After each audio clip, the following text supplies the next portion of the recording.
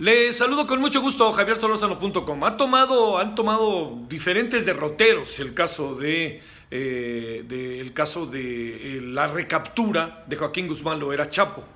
La razón es porque si bien intervienen algunos elementos que parecieran contradictorios respecto a la forma en que se le detuvo, también han aparecido como un fenómeno muy mediático, pero también muy de atender, no por ello menor, el caso de la participación de Kate del Castillo y Sean Penn, que habrían sido una pieza involuntaria, hasta donde entendemos, clave para poder detener al capo. ¿Por qué? Hicieron un seguimiento desde octubre de ellos, las reuniones que tuvieron con el abogado e incluso el famoso encuentro allá en algún lugar en el Triángulo Dorado, en donde se encontraba Joaquín Guzmán Loera.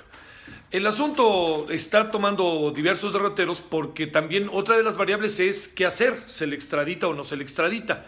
Y si nos atenemos a lo que ha sido en los últimos días la información, yo creo que hay una voluntad expresa del gobierno mexicano de hacerlo. Para hacerlo, obviamente, tiene que estar en el marco de la ley. Y el marco de la ley, digamos, violar este marco de la ley genera riesgos altísimos, como sería no llevar a efecto un debido proceso, y entonces aparecen fenómenos como el de Florence Cassés, que usted ha de recordar.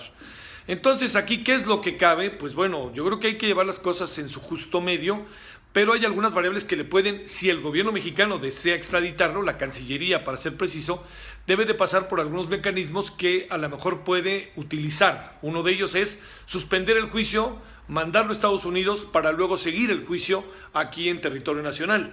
Otra variable es que él no puede enviarlo el gobierno mexicano a un estado en donde haya pena de muerte, porque eso sería una contradicción brutal, incluso sería una contradicción constitucional de enorme delicadeza, me lo parece, más allá de lo que sea la violación misma de la ley. Entonces el asunto va caminando, pero va a llevar su tiempo. Hay algunos casos, fíjese, de extradición que, aunque usted me lo crea, llevan como 4 o 5 años y ahí siguen, ¿eh?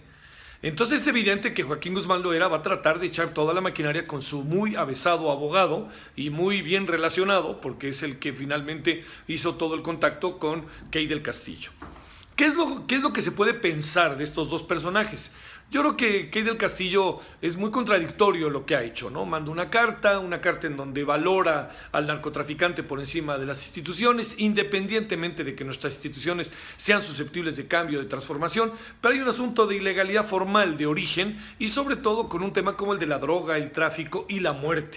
Pensar ahora que el Chapo es una especie de héroe, pues no lo veo. Que sea leyenda, inevitable.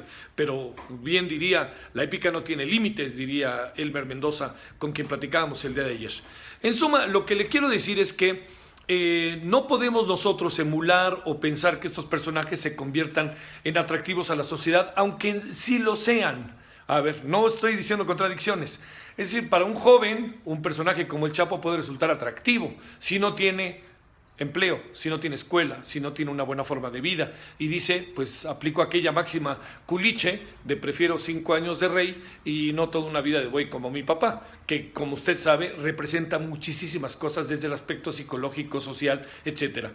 No queremos emular al Chapo, deben de cambiar las condiciones de vida del país. No queremos emular al Chapo, debe de acabar estos elementos que hacen factible que personajes como el Chapo se conviertan en referentes para algunos.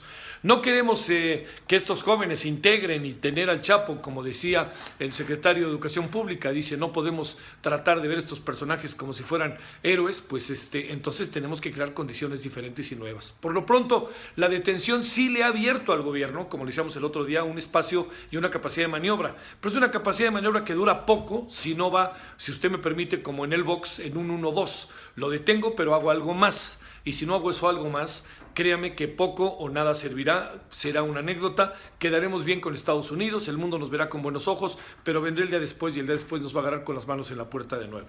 Así que bueno, emular o no emular, pues hay que crear condiciones para no emular, ¿no? Y ese es el primer gran paso y el primer gran reto, crear condiciones de esperanza, de vida y sobre todo que haya condiciones nuevas para muchos jóvenes particularmente, para que el Chapo no se convierta en un referente, sino se convierta solo en una anécdota. Bueno, aquí les saludo en javiersolórzano.com.